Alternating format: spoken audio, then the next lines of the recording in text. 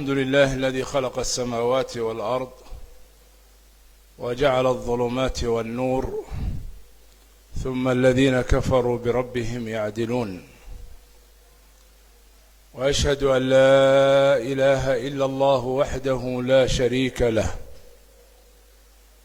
حرم الفواحش ما ظهر منها وما بطن، وقال سبحانه: ولا تقربوا الفواحش ما ظهر منها وما بطن. وأشهد أن محمدًا عبده ورسوله وصفيه وخليله وخيرته من خلقه وأمينه على وحيه، تركنا على البيضاء ليلها كنهارها لا يزيغ عنها إلا هالك. قال في الحديث الثابت عنه صلى الله عليه وسلم: يا معشر المهاجرين، أعيذكم بالله من 5، وأعوذكم بالله أن تدركوهن: ما ظهرت الفاحشة في قوم حتى يعلنوا بها إلا ظهرت فيهم الأوجاع والأمراض التي لم تظهر أو لم تكن في أسلافهم الذين مضوا، ولم ينقصوا الكيل والميزان إلا ابتلوا أو حل عليهم جور السلطان وشدة المؤونة، وظهرت فيهم البلاء والامتحانات. اللهم صل وسلم وبارك على نبينا محمد وعلى آله وصحبه ومن اهتدى بهديه وتمسك بسنته إلى يوم الدين. أما بعد، فيا أيها الإخوة المسلمون، أوصيكم ونفسي بتقوى الله تبارك وتعالى. يا أيها الذين آمنوا اتقوا الله حق تقاته ولا تموتن إلا وأنتم مسلمون. يا أيها الناس اتقوا ربكم الذي خلقكم من نفس واحدة وخلق منها زوجها وبث منهما رجالا كثيرا ونساء، واتقوا الله الذي تساءلون به والأرحام، إن الله كان عليكم رقيبا.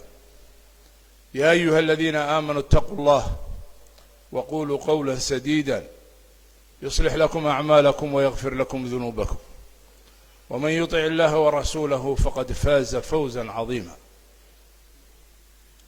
أيها الإخوة الأحبة، يقول الله تبارك وتعالى في كتابه الحكيم: إن الذين يحبون أن تشيع الفاحشة في الذين آمنوا لهم عذاب أليم في الدنيا والآخرة والله يعلم وأنتم لا تعلمون. الله تبارك وتعالى توعد في هذه الآية بالذين يشيعون الفاحشة بين المسلمين وبين مجتمع المسلمين، والذين ينتهكون الأعراض ويستخفون بالأعراض. توعدهم بالعذاب، العذاب الأليم الشديد بأنواعه في هذه الدنيا قبل الآخرة. عذاب الآخرة جهنم والعياذ بالله، مع عذاب الدنيا فالقتل والأمراض وتسلط الكفار والفقر والتصحر، فقدان الأموال والأولاد والأمراض المعدية وجور السلطان، كل هذا من العذاب الذي يصبه الله تبارك وتعالى على من يشيعون الفاحشة أو بين من تظهر بينهم الفواحش. وقد ظهرت الفواحش واستعلنت في مجتمعاتنا والعياذ بالله، وزاد الدين بله. زاد ذلك ما يسمى بشبكات التواصل الاجتماعي، حيث استخف بالأعراض وما يجري فيها، خاصة في مجتمعنا الصومالي.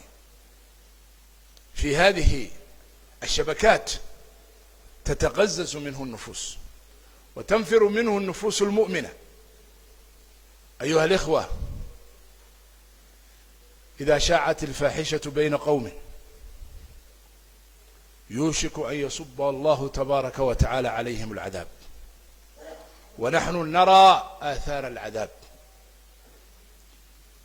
والخروج من ذلك أن تتكاتف جهود المصلحين وجهود المسلمين من حكومات وأفراد، من علماء، من مسؤولين، من الطيبين الصالحين، أن ينكروا ذلك وأن يشددوا على ذلك. أيها الإخوة، الله تبارك وتعالى يغار على حرماته أن تنتهك، والنبي صلى الله عليه وسلم كان شديد الغيرة على ذلك، وقال: لله أشد غيرة مني. وحفظ الأعراض من المقاصد التي نزلت من أجلها الشريعة. حفظ الأعراض، حفظ الأعراض. من أجل ذلك حرم الله الزنا، وحرم اللواط، وأوجب على النساء الحجاب، وحرم الخلوة والاختلاط وغير ذلك من مقدمات التي تكون بريدا لهذه الفواحش. بل إن النبي صلى الله عليه وسلم حرم على الرجال أن يدخلوا على النساء في بيوتهم من غير أن يكون هناك المحارم. إياكم والدخول على النساء. قال الرجل: أفرأيت الحموى، أقارب الرجال، أقارب الرجل أو الزوج؟ قال: الحمو الموت، هو أشد من الموت، احترز منه. أخو الرجل، أخو الزوج، ابن عمه، وغير ذلك من الناجات. لكل هذا احتياطا